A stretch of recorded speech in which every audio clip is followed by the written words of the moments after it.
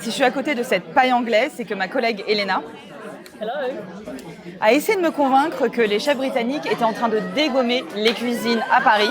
Et du coup, c'est ce qu'on va tester.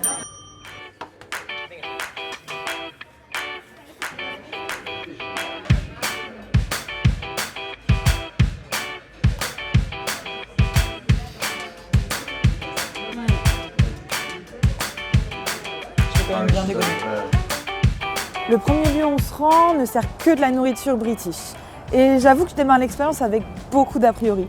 J'ai jamais vécu au Royaume-Uni et de loin comme ça, ce que je connais de la nourriture britannique, c'est assez beige et fadasse. Désolé. Mais quand Elena m'a dit qu'il y avait des sausage rolls à goûter, j'ai signé pour l'assurance.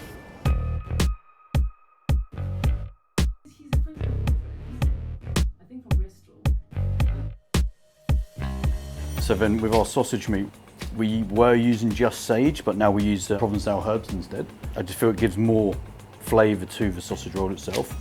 We don't add any salt or pepper because sausage meat in France is way more salty than in the UK. This week we're aiming for, here's a good number here, probably about 150 this week. That's just the meat sausage roll. I'm David John Kelly, chef, French Parisian trained, I guess. Been here for 16 years and now I've opened Project Sausage, where we do British food. French ingredients but British foods are done properly though. We change our pies pretty much every week. So this week we have classic roast chicken and veg. Our best seller is this guy here, is our sausage roll. We sell more of this than anything else, and we have a vegetarian version as well. What would you eat growing up? Growing up, Jesus, it was like a lot of frozen food from Tesco's, beans on toast. Oh, beans on toast are horrible. I'd have spaghetti, spaghetti hoops, a lot of chips. Vegetable-wise would be cauliflower only. Like I wouldn't eat anything else. Pasta. But like really, food was terrible when I was a kid. Really, really bad. Alors pourquoi les Britanniques se nourrissent comme s'ils étaient restés coincés dans un abri atomique? Petit rappel historique. Jusqu'au XVIIe siècle, tout allait bien. Le Royaume-Uni se nourrissait à peu près comme le reste du continent. Mais en 1773, un document va tout changer, l'acte d'enclosure.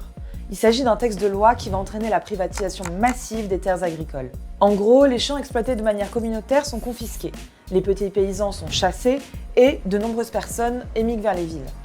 À l'ère victorienne et de la révolution industrielle, le processus s'accélère. Tout le monde travaille et dans les foyers, plus personne n'a le temps de mitonner des petits plats toute la journée. On ne cuisine plus les produits qu'on cultive, donc on se contente de produits simples, du bacon, des oignons, des patates. Le coup de grâce, ce sont les deux guerres mondiales qui ont entraîné un rationnement strict.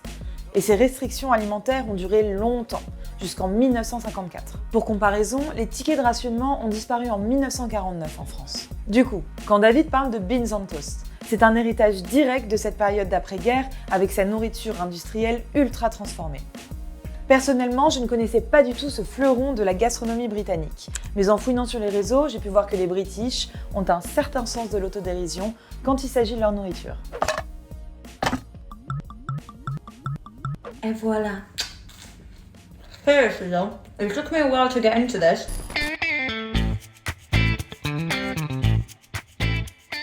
So we just use like fennel seeds on top.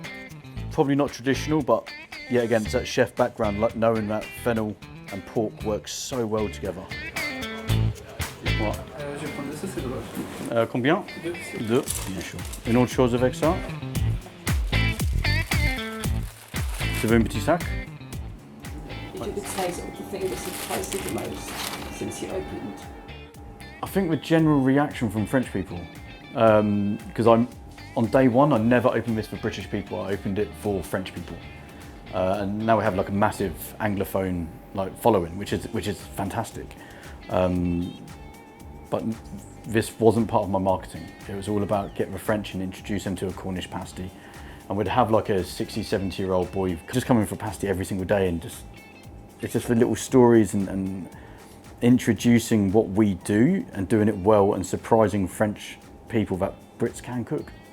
And British food is actually really nice.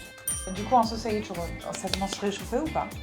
Comme tu veux, c'est mieux comme ça pour les pâtes. D'accord, ok. You think, Anaïs? C'est C'est vrai que le fenouil va bien avec la saucisse. Ça me rappelle les ragots un peu italiens, saucisse fenouil. C'est un ketchup maison de tomates, piment, fenouil.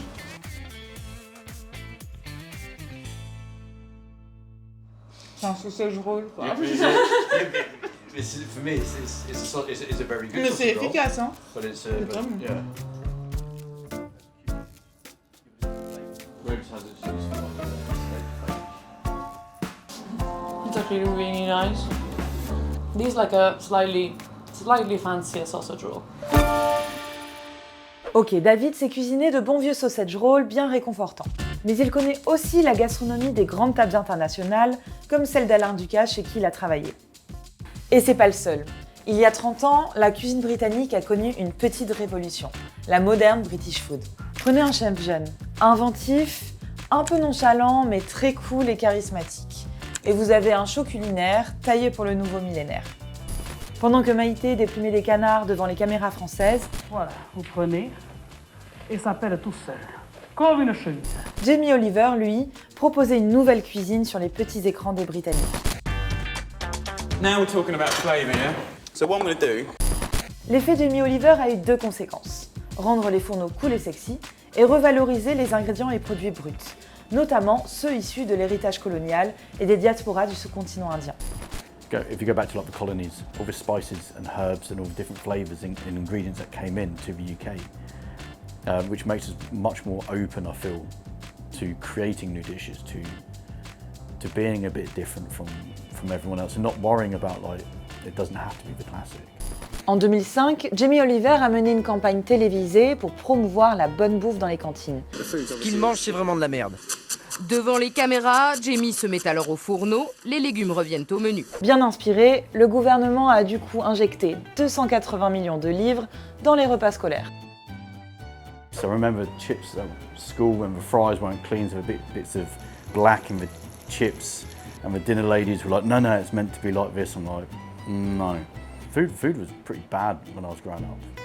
I remember like the whole campaigns and stuff like that, like the Jamie Oliver campaign and that. He's done really well with this, but for me, I was in my 20s by that point. Visage de la moderne British food, Jamie Oliver n'en est pas l'unique incarnation. Des chefs comme Gary Rhodes et Rick Stein avaient préparé le terrain. Et depuis, Jamie Oliver a lui aussi fait des petits.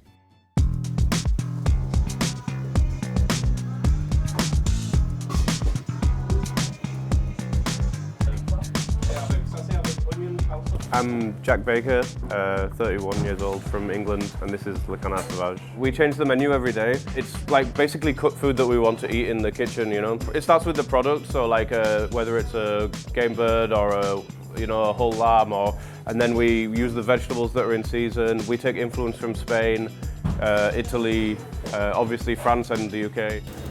So this is a wild duck, or a mallard as we call it in English. That's been roasted in the oven with a lot of bay leaves, and then we just caramelize it on the barbecue. And then the garnish for the canard is this. We have got carrots and endive cooked with star anise, blood orange butter.